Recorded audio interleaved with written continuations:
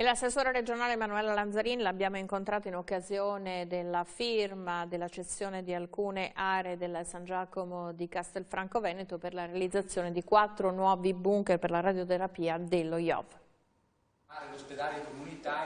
4 bunker dello IOV, l'Istituto Oncologico Veneto, per la radioterapia di ultima generazione. Sorgeranno al lato dell'ospedale San Giacomo di Castelfranco Veneto, nell'area del nosocomio. La cessione della superficie è stata siglata tra l'ULSS 2 e lo IOV.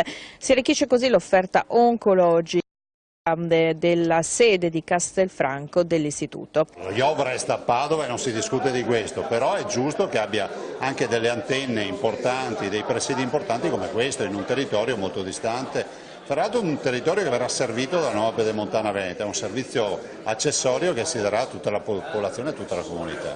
Lei è stato molto duro con i sindaci che la stavano ascoltando, ha spiegato i vantaggi, quasi insomma criticare le critiche che comunque ci sono.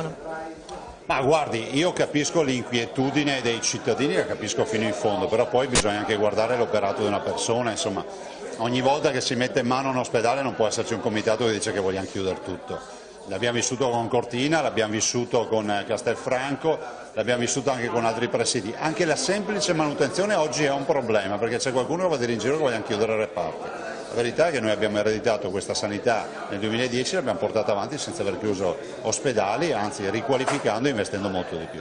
Lo IAV è un'eccellenza, un IRCS, un istituto di ricerca, un istituto che è riconosciuto a livello nazionale e internazionale, rimane Padova perché Padova è baricentrico anche per il discorso universitario, si apre con Castelfranco un ramo proprio per dare una risposta ai numeri che lo IOV oggi ha, per dare una risposta alla popolazione. Sappiamo l'ultimo dato che io ho visto dalla rete oncologica appunto studiata con lo IOV, ci sono ogni anno 30.000 casi di tumore divisi tra donne e uomini. È chiaro che abbiamo bisogno di una rete capillare e lo IOV qui a Castelfranco, quindi la sede di Castelfranco, va in continuità con quelle che sono oggi le richieste e le necessità territoriali.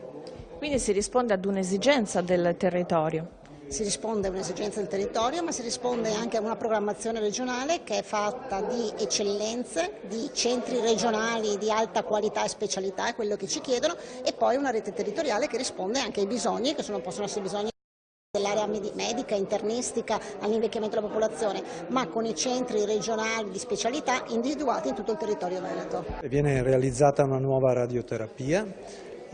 Questo perché la Regione vuole potenziare l'offerta di trattamenti radioterapici nel Veneto. Lo IOV già ha 5 acceleratori tra Padova e Schiavonia e quindi è prevista qui la costruzione di 4 bunker che ospiteranno degli acceleratori lineari per i trattamenti oncologici dal punto di vista terapeutico.